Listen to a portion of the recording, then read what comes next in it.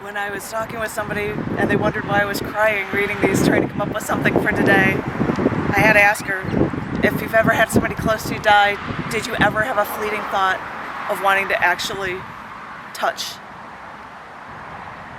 the dead person, like in their coffin, or in their, like, yep. So apparently I'm not alone. This is wanting to touch a corpse.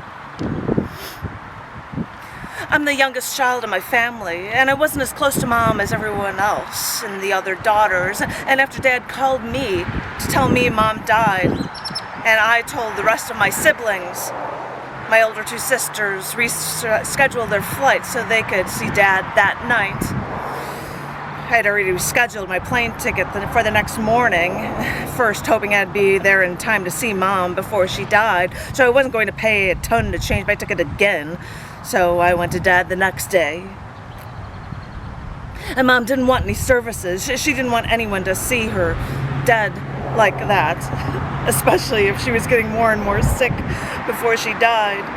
So we held no public services for Mom. We just held a small service for only the family. It was hard for me to agree that for this service and for her cremation, she should wear the dress that she wore to my wedding. And the remains of that dress would be mingled with her ashes forever. But I agreed that this would be a good way to connect us. We entered the room where her body lay. All stopped at the other side of the room. I think we were all too afraid to make the first steps, to see her laying in that coffin, to see her for the last time. Dad finally walked to her and knelt before her, cried. What am I saying? We all cried. I waited for everyone else to see her, to have a moment with Mom, kneel before her, before I went to her on my own. And when I knelt before her, I tried to think of what my family said about how she looked, how her skin hung before she died.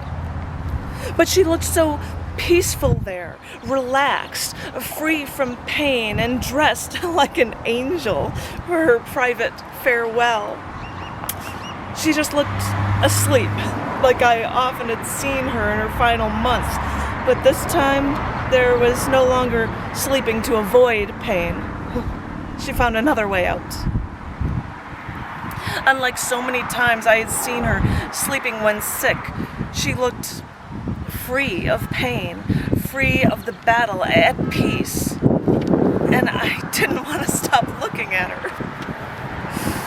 When she knew she was dying, I wrote her a letter telling her that I just wanted to be able to put my arms around her and hold her for a very long time, to show her that I loved her and that she meant that much to me. And it was like a part of me was unable to believe. Part of me was unable to believe that she was dead. And I wanted to touch her hand, touch her cheek, to make some sort of contact with her once more. But I knew I wouldn't be able to cope with feeling her cold, dead skin. And my family would be shocked and mortified if I touched my mother. I knew I couldn't do it.